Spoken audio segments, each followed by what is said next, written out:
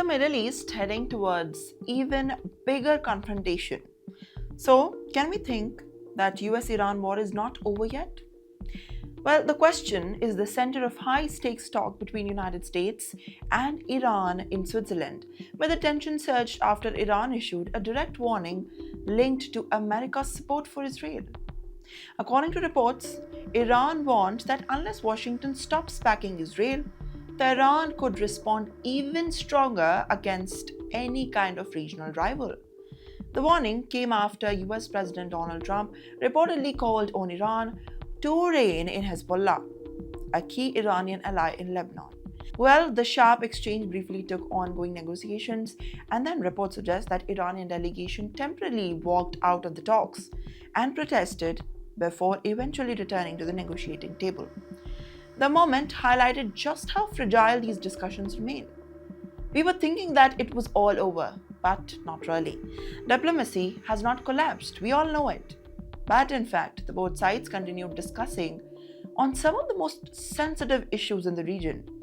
Iranian officials emphasized that Lebanon has become a top priority, demanding a complete ceasefire and then the withdrawal of Israeli forces from southern Lebanon before the border progresses can even be achieved. At the same time, the negotiators even discussed the sanction relief across to the frozen Iranian oil exports and then the regional stability. The US Vice President J.D. Vance described the historic, saying that Washington hopes to build a new relationship with Iran if concerns over the regional tensions and nuclear ambitions can be addressed. Officials from Pakistan and Qatar also played a very visible role on the global market, and especially in supporting diplomatic progressions, reflecting the growth involvement of the regional players and shaping the future negotiations. Still, major differences remained.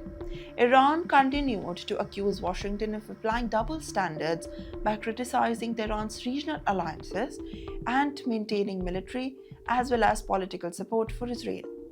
Meanwhile, the United States argue that long-term stability depends on reducing the regional conflict and then preventing future security threats.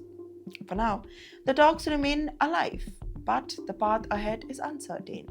What happens in the negotiations could also influence not only Iran, but the United States, and also the future of Lebanon, Israel, and any kind of energy market that exists today, as well as the security across Middle East.